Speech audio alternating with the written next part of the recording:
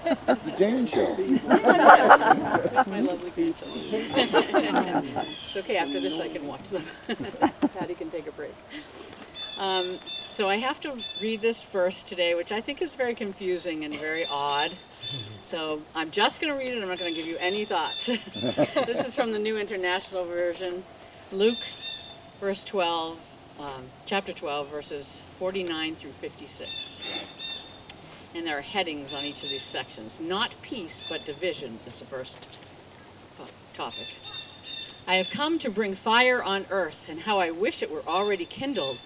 But I have a baptism to undergo, and what a constraint I'm under until it's completed. See, even the bird doesn't like this one. Do you think I came to bring peace on earth? No, I tell you, but division. From now on, there will be 5 in one family divided against each other, 3 against 2, and 2 against 3. They will be divided father against son, and son against father, mother against daughter, and daughter against mother, mother-in-law against daughter-in-law, and daughter-in-law against mother-in-law. Interpreting the times. He said to the crowd, when you see a cloud rising in the west, immediately you say it's going to rain, and it does. And when the south wind blows, you say it's going to be hot, and it is. Hypocrites, you know how to interpret the appearance of the earth and the sky. How is it that you don't know how to interpret this present time?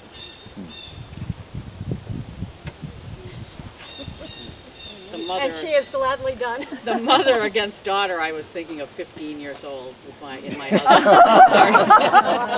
Sorry. 15, 12, 10. I'd be happy if you wanted to do the interpreting No. of this. Well, I have ideas, but I don't think I will. Leave it up to you. All right, well, let us be in the spirit of prayer for a moment. God, allow us to just be open to you in this moment, to be open to your presence and your word that is on our hearts and in our minds. Be with us in this moment as we seek to understand what this passage is saying to us in these times, here and now, in this moment. Amen. Truly, what on earth? Whoops, it's gone. The rapture is here already. The grandchildren. The grandchildren are here already. You know, this is really tough. You know, we don't have the heat of the sun here, but we have the wind. So I'm trying to keep my notes in place, so I don't go way off, and you could be here all afternoon in that case. So, really, what on earth is Jesus getting at in this passage? For sure, we know that we don't need any more division in our world. I would think you might agree with that. If anything, we're trying to work against that. But we have plenty of division, right? Politically, religiously, racially, culturally, emotionally, spiritually, socially, not just in this country, but across the world. There are divisions in marriages, there are divisions in among members of the same family, some who maybe haven't even talked to each other in a very long time. Being divided is not what we need. And yet, what do we then make of his words? Suggesting that Jesus is eager to divide us.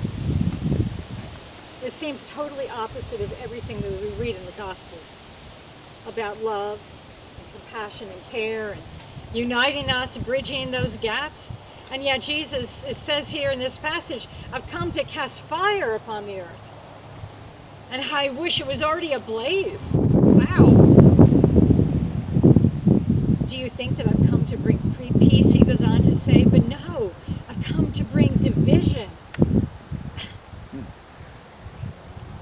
We would much rather prefer the passages about a loving God, how we love God, love neighbor, love self, and even those are challenging, certainly, is something we can understand a bit more. But division in a world that is so divided already, and increasingly so, is troubling to hear.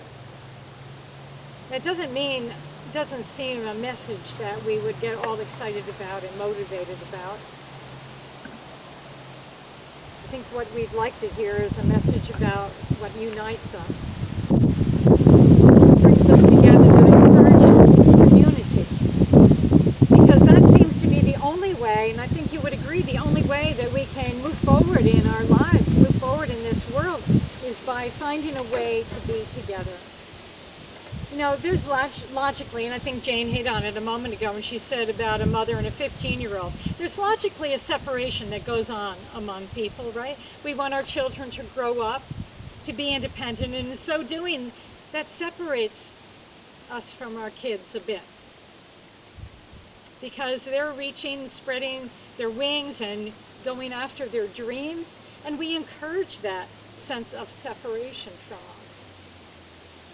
And naturally, we align ourselves with people who are like-minded, and we go out with, we get together with people whose values are similar to ours. You see, that's just part of being human. But it is what brings us here today, even, this commonality that we have. The greater question is deep down in our souls. That question is, to whom do we belong, really? Who do we love above all else? Now, if somebody said to you, who do you love most? You might say, well, your partner or your children and your grandchildren, your parents. But attributing love to one of those against the others is not a very easy task, and not really the answer to the question anyway.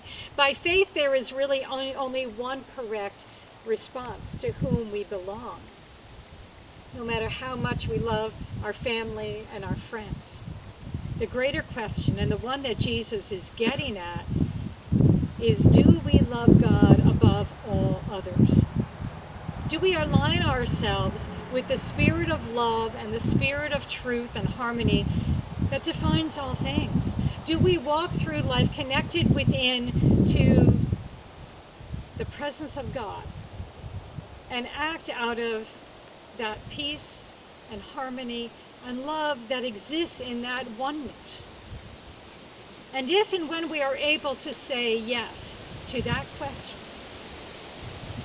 the love we have for those closest to us truly expands exponentially, and furthermore translates into a love for humanity and for our natural world. Suppose then I suggest to you that this dividing and setting things on fire passage is actually about bringing us together. That it is not contradictory to what the gospel says.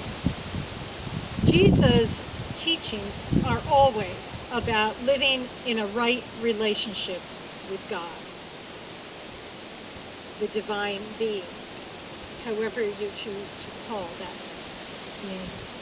It is about putting the divine, the ground of our being, the source of all things, at the very center of our lives, above everything else and everyone else. There was a commentator that I read recently on this passage that said, and I'll tell you in a minute when I move my pages. This is a challenge. We must choose, the commentary was that we must choose our relationship with God to the exclusion of all other people, places, or objects, as the one relationship that gives us our truest and most authentic identity. This is a division that loses nothing and gains everything. This division does not diminish or reject others. Instead, it offers wholeness and perfection.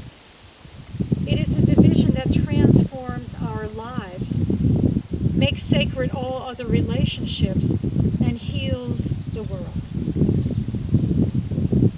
What comes to mind is another passage from the Gospels when Jesus tells his followers to be in the world but not of it. You might recall those words. It is not a rejection of life itself, but rather leads to a more fulfilled life, a way to be more fully ourselves, grounded in our spirits, aligned with the life force of creation, so as not to be caught up in the winds of change that tend to dominate our world. Be in the world, but spiritually connected to what is most important. To be and see and hear and act out of that place of spiritual wholeness that brings fulfillment and fullness to our lives. Separation in this way brings growth, in that when we are true to ourselves, our inner spirit, we make decisions that are less self-centered and more just, more beneficial to everyone. So you see, the division that Jesus was speaking of, and the fire that he sought to set ablaze, has an interesting twist in my mind, because what he was talking about, I believe, was in the deepest sense a desire to bring humanity together. That division being a separation from our self-centeredness, our human-driven motives, and rather be devoted to God as we see and experience God in our lives, in our world.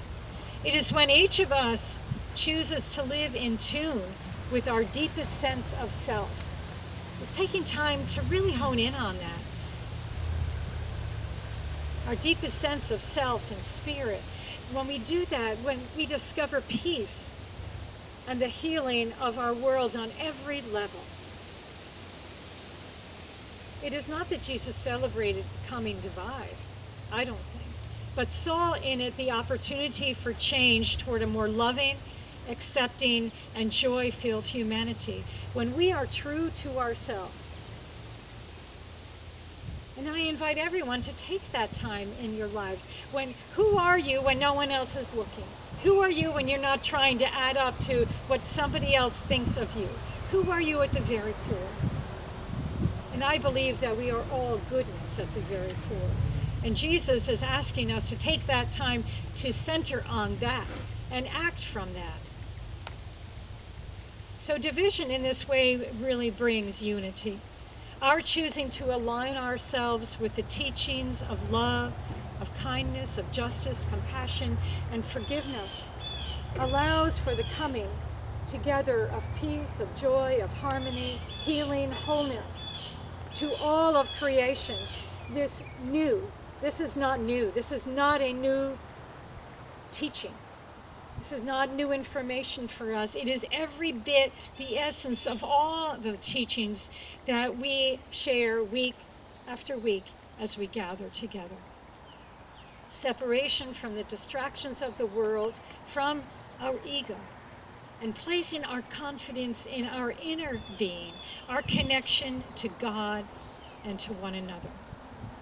And I believe that the challenge of our times is that as division grows among people, so too increases our awareness of a personal growth that actually turns the table to unite us in common purpose, because it causes us to step back and take a closer look at what defines us.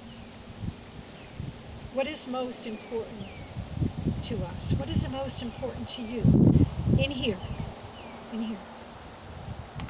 In the scheme of things, this planet we call Earth, our home, is pretty darn small. As a quote by John Muir says, when one tugs at a single thing in nature, he finds it attached to the rest of the world. The impact we have on one another is far greater than we ever have considered it to be. The choices we make impact what happens to one another, environmentally, socially, emotionally. It's true, though. From our places of opportunity and privilege, sometimes we don't see that as dramatically. We read about it in the papers, but here in Waterford or wherever we might be living, we're not affected by a lot of the climate change issues and the justice issues that we might be hearing about. Still, those times are coming, and I don't mean this as a dangling a threat over you. These times are coming when we will all become aware in our own lives of the interconnectedness of all life. It is a fire that is burning not just physically in places around the country and the world, but in our hearts. A fire that burns with a desire for unity, for peace, for justice, for harmony. for the unimaginable and immeasurable love that awaits our turning to take notice and to believe. Amen.